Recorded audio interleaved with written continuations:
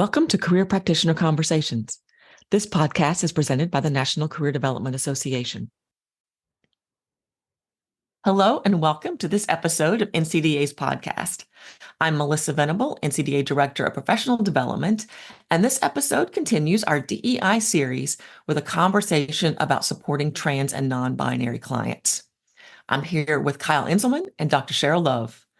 Kyle is a Director of Alumni Career and Professional Development at the University of Denver and also operates an independent career coaching practice, Pride in Your Path, LLC. Dr. Cheryl Love is a career counselor at the University of California Riverside. Thank you both for bringing this topic to the podcast. It is our pleasure to be here and to represent the Diversity Initiative and Cultural Inclusion Committee that we both serve on. And I have the honor and privilege of being the co-chair for the training subcommittee that helped to bring the NCDA DEI Symposium to the global conference in San Diego.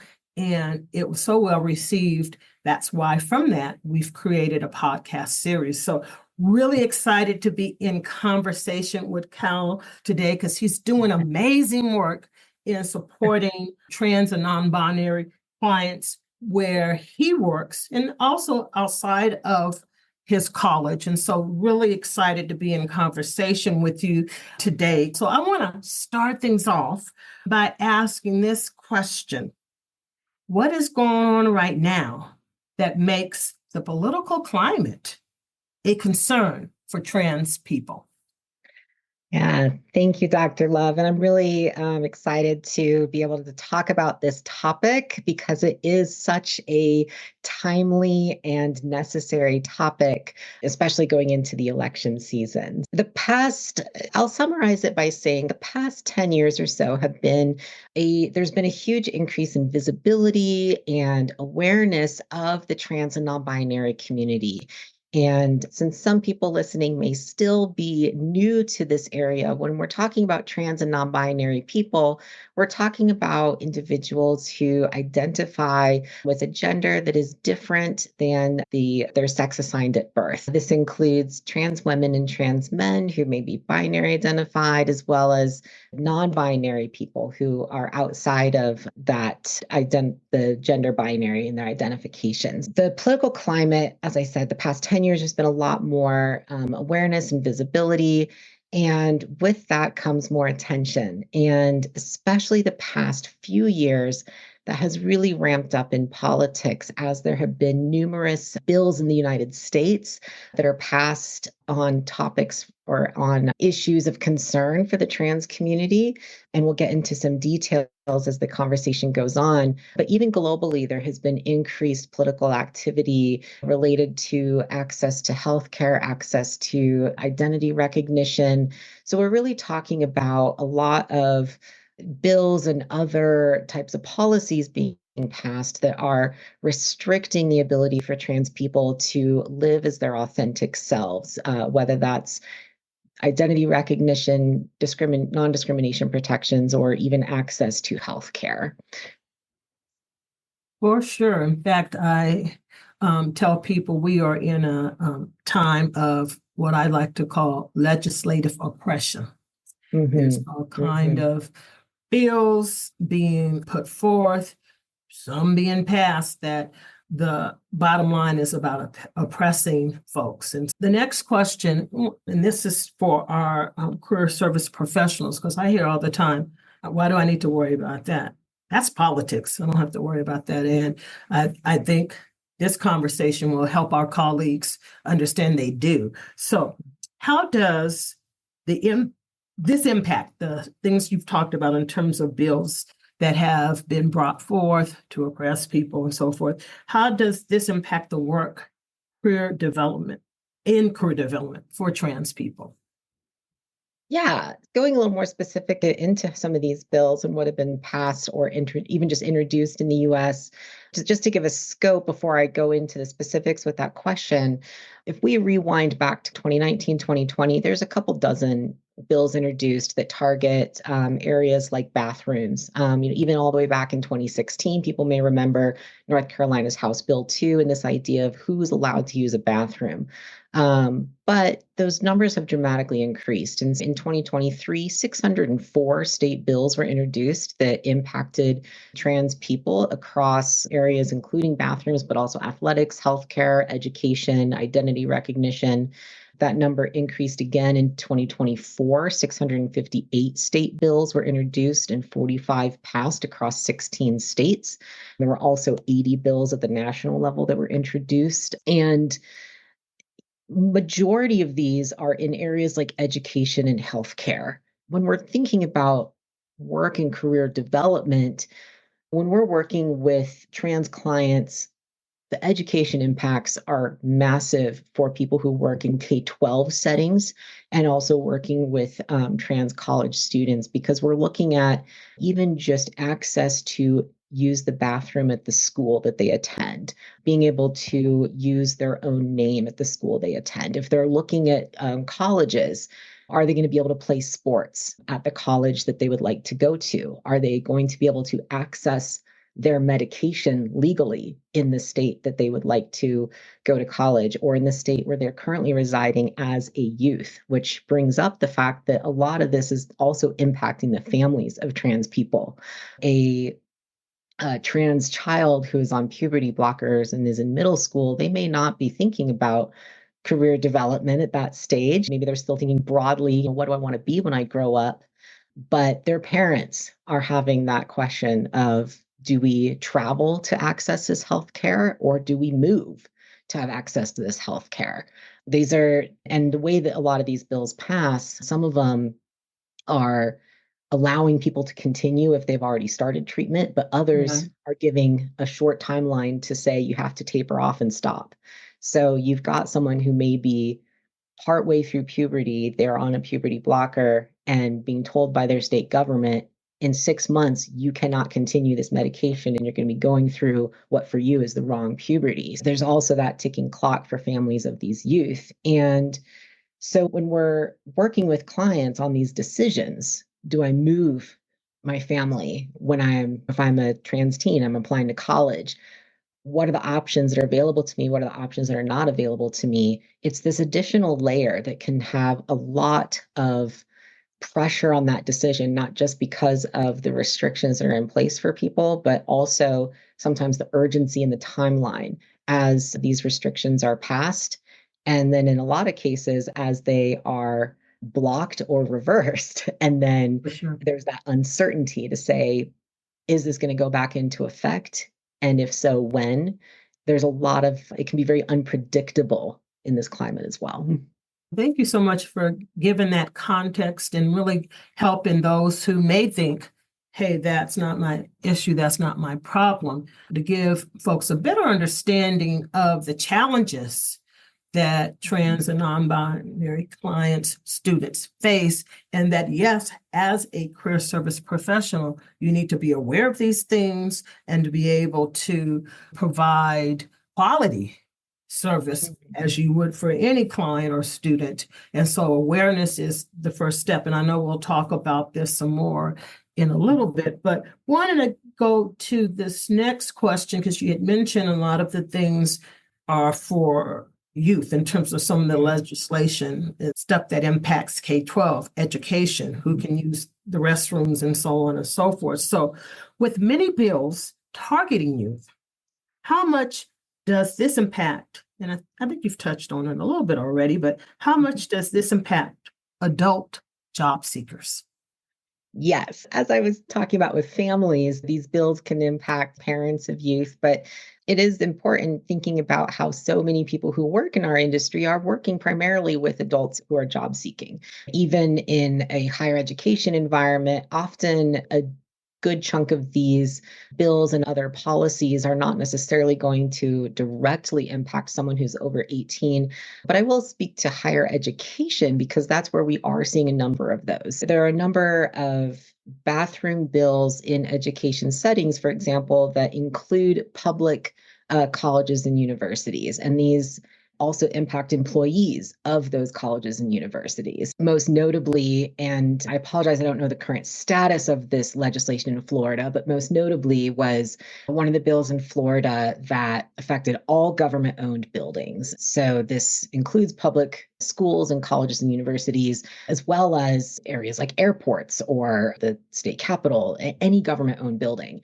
And the charge from the state government to the colleges and universities was to come up with a policy to deal with students who violated it. And it was complex, the Florida law, because it was specifically related to if someone is in a bathroom and asked to leave and the bathroom does not correspond to their birth sex. So it's not necessarily using it, but it's if you don't leave when someone else asks you to.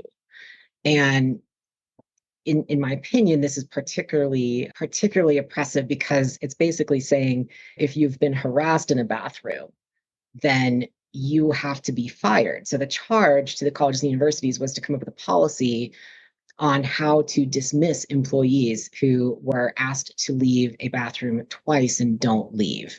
So basically, it's if you are trans and you're using a bathroom that does not correspond to the sex assigned at birth, if you get harassed twice, the college or university is required by that state to dismiss you. And again, I'm not quite sure the status of it. It may have been blocked at this point, but regardless of that there's also the social and the cultural atmosphere that's created from these types of bills where people don't necessarily pay attention to those very nuanced specifics, but there's the fear created of, can someone even use any bathroom in a state with one of these bills? And then also on the other side, people who have bias or hatred towards trans people may feel emboldened to quote unquote enforce these types of policies and harass people regardless of the specifics. And this came up with a bill earlier this year in Utah that was originally included bathrooms, but ended up being limited in government-owned buildings to locker rooms and changing rooms.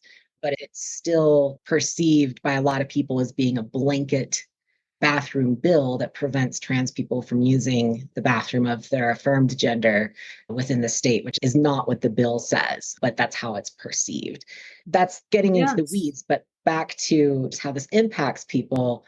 It creates these very nuanced limitations that people have to navigate. So let's say we're working with a job seeker who works in education, who works in one of these states that has now passed a bill impacting access to a bathroom at their place of employment. They may need to look for a job right away to move someplace where they're not going to be, by state law, fired for being harassed in a bathroom. And with the social impact, that also creates just a very stressful climate. And just to pull from some data on that, there was a 2015 survey of trans people in the US where 77% of those surveyed took steps to avoid mistreatment in the workplace, but 30% reported experiencing mistreatment at work. Thankfully, that's a lower number of people actually experiencing the mistreatment, but a huge majority of trans people who are living in that fear and taking active steps to avoid mistreatment.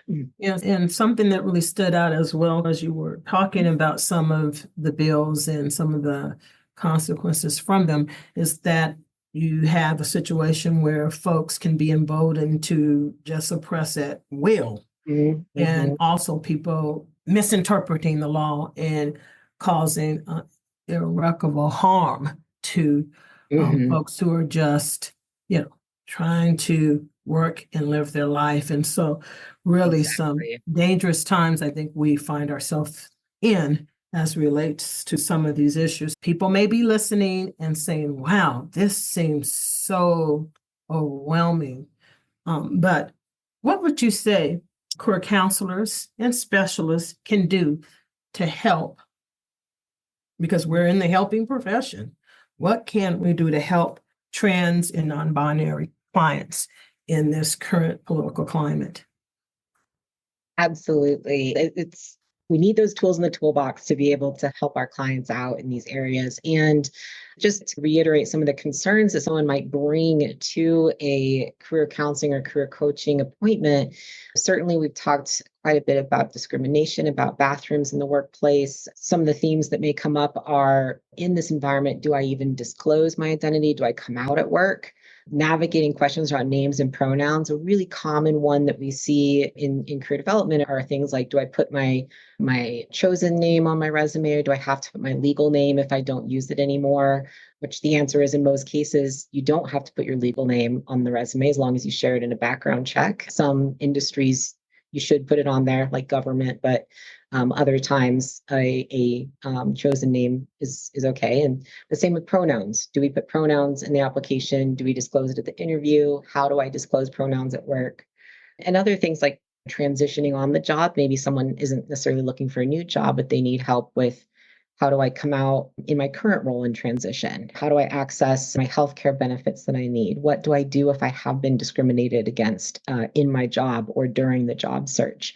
And then also navigating those industry specific bans. In the past, for example, there was under the Trump administration, there was a military ban where trans people could not, I think the specifics were accessing the transition related healthcare in the military. But then right now we're seeing a lot of these bans in different athletic organizations. And so depending on the level of competition that someone is in, that could be really seen as a ban in being able to participate in one's chosen field if someone really had their eyes set on a career in athletics. But with these different concerns, the most important thing is that there's not a one-size-fits-all solution, not just because the concerns are very varied and different stages of one's life, there are different things coming up, but also because the trans community is incredibly diverse and we don't have necessarily this one-size-fits-all goal of being out and open in the workplace. There are a lot of trans people for whom not sharing their trans identity is the most authentic presentation of their gender. A number of trans people see this as private medical information that they don't need or want to share with other people. Other trans people are very out and open about their identities, and recognizing that there's this vast diversity within the community also informs our approaches. And some of the approaches that I encourage people to use and to check out are focused on helping people assess things like their readiness to come out, if that is the goal or if that's necessary in a situation. And there's one questionnaire that is a good place to start that was published in the NACE journal in 2013. I think it was under the title Readiness to Reveal. But it's a questionnaire that can help anyone LGBTQ plus, walk through if they feel ready to come out at work, or if it's even important in their situation, important or meaningful to them to come out at work. Another approach that I use, I've informally called this the compromise conversation, and it's working with these clients to really maintain agency in this conversation about these factors. So having the client identify and write out what are their non-negotiables, their negotiables, their preferences, anything that relates to coming out, disclosing their trans identity, presenting authentically at work, having them come up with that list. And certainly someone who's really unsure, maybe there can be some prompting, asking, what about your pronouns at work? What about dress codes? How do you want to dress at work? How much do you want to talk about these parts of your life with colleagues? Whatever other factors we might prompt someone to think about. But then really supporting that client and talking through with them to identify in a job search what is something that is a true non-negotiable for them and what is not. And so as an example, someone may have a true non-negotiable of using their pronouns at work. So they maybe someone who's early in transition, they often have to tell people, I know I'm not she, her, I go by he, him, and that's a non-negotiable. And helping them to say, okay, you can draw the line there. And if as their needs change, their job search goes on, affirming that they can redraw that line at any time. So in that example, maybe someone is unemployed, they really need a new job, they really need that paycheck. If they are concerned that their gender expression is standing in the way, affirming it is not denying your identity. It is not being inauthentic to say maybe it's okay to still use she, her at work for a while if that's what will help me get a job and get paid so I can pay my bills, keep a roof over my head. Affirming that client, they can change what is non-negotiable or negotiable at any time. And it can, and the point is that it's up to them to decide that. Well, for sure, for sure. Great, great tips. I love the resource that you gave from NACE, Readiness to Reveal. And I loved the details you provided about the compromise conversation. I'm sure both of those things are going to really help those who are listening to this podcast and wanted some resources so they can feel confident that they can do a great job, not good, a great job in working with trans and non-binary clients. And also the fact you stated it's not a one size fits all. And there's incredible diversity. I think those are things that we can't stress enough, because oftentimes folks like to put people in a nice little box and use that one size fits all thought process. And I'm glad that you stated, that's not what you should be doing. So thank you so much for that. So as we come to a close with our time together, we could talk all day. I enjoy being in conversation with you, Kyle. We do have to bring the conversation to a close, at least for today. So just to end, what else is important to know about working with trans and non-binary clients as we close out for today? Yeah, thank you. And I would emphasize that diversity piece, that diversity in the community. And one of the things that career counselors and specialists can do that are working with trans clients is remember, for one, that when you meet one trans people, you met one trans person. that part of their identity, maybe it's the most salient piece, maybe it's just a footnote to their identity. I think one of the common misunderstandings is that this is one of the most important pieces of a trans person's identity. But there are a lot of trans people that are like, yeah, this is just part of my history, but it's not something I think about often. And part of being in this political climate is that it's drawing it out and making it more of an issue than a lot of people want it to be. There's a lot of people in the trans community that are like, I wish that I could just live my life, do my job, do my hobbies, and not have to think about this. Right. But adding to that, one thing that we should definitely make sure to mention is that there's the compound effect for a number of people with intersectional identities. So being in this political climate and navigating the job search is going to be more difficult for trans people who are also marginalized by race, by gender in other ways. So a trans woman may face additional misogyny. A trans man may have to navigate the fact that there are restrictions on health care for people who were assigned female at birth in many states now after Roe v. Wade was struck down. Then also, of course, age, disability, other impacts that intersectionality can, or that we know through the theory of intersectionality, can lead to those compound impacts and bias in the job search. So recognizing that this is an additional layer for trans people, but not necessarily the one that is most important, though for some people it is the most important and most visible identity. And as with any client, I think it's important to ask just how meaningful it is to them, how would they like to be respected, and recognizing that it's going to be different across different clients. As with any marginalized identity, I think that we don't have that one size fits all. Yeah, I think that would be the other just really key thing to keep in mind. And as things evolve, this is so difficult for people to keep track of, all these different policies and bills. There's a website, the Trans Legislation Tracker. That's where I check to just see what the current status is, because the environment can change very rapidly. Just as an example of that, in Missouri last year in 2023, the Attorney General had passed an emergency rule that significantly restricted the eligibility to access gender-affirming medical care for youth and for adults. This emergency rule was only in place for a couple months. And so with that type of environment constantly changing, don't feel pressure to keep up with it, is the thing that I would say. But working with that client to, again, identify what is important, what do you need to be aware of, and always coming back to helping a client reality check what is actually still available, because it can feel very dire.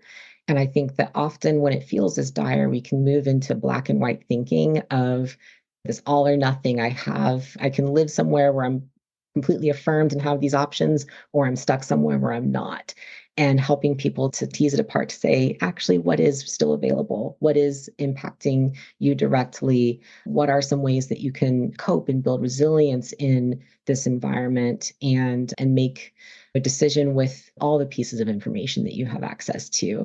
And I would say that a lot of times someone may see that there's actually more options available than it feels. So there is that silver lining of hope that as a career practitioner, we can bring to clients who are feeling incredibly stressed to help bring that stress level down a notch as they see, okay, I actually maybe have more options available than it feels. And I like how you put that, because oftentimes I think we all have been guilty of thinking in black and white. Oftentimes there's gray areas, and really helping our students, our clients, understand what is their options, and it may indeed not be as bleak as they have thought. And then also I like that you mentioned the trans legislation tracker, because again, there's a lot of moving parts. New things are popping up, unfortunately, every day, it seems. And that's a great resource that folks should utilize so they can understand, have a clear understanding what's going on, especially in their area too,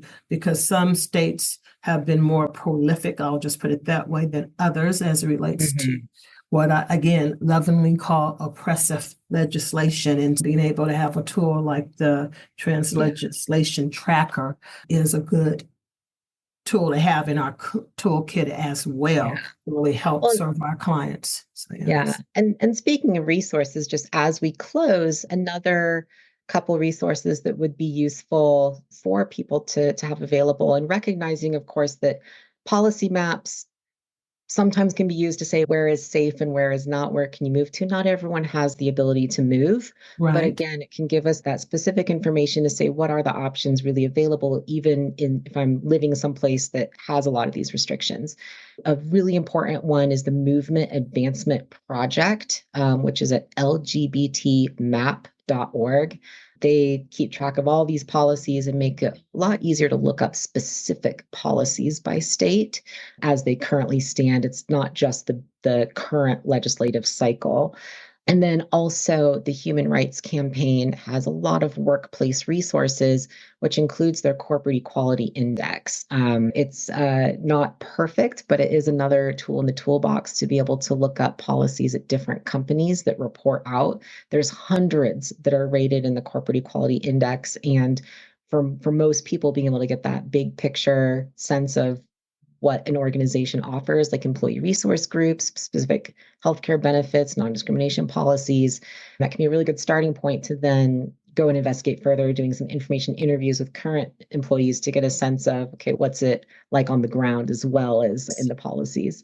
So I'd say those two are really the key resources to keep in mind when working with these clients as well.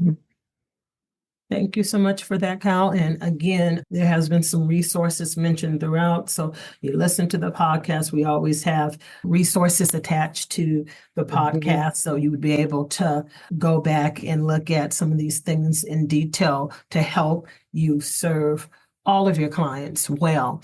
And I want to again thank Kyle for being in conversation with me. And thank you as well. Yeah, it's been a pleasure. We always have a good time talking about things. And thank all of you who are going to be listening to this podcast, as well as others within the DEI Symposium podcast series for 2024-25.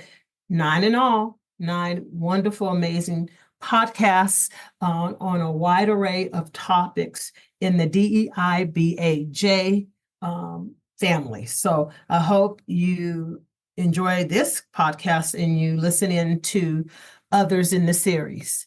Take care. Thank you.